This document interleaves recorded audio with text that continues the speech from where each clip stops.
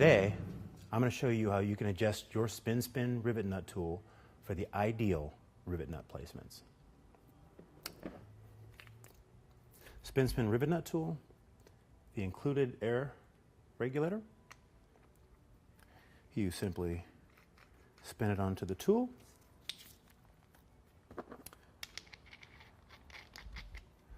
Along the air nipple, plug your tool in, and as you can see, the regulator controls the airflow to the tool. This way,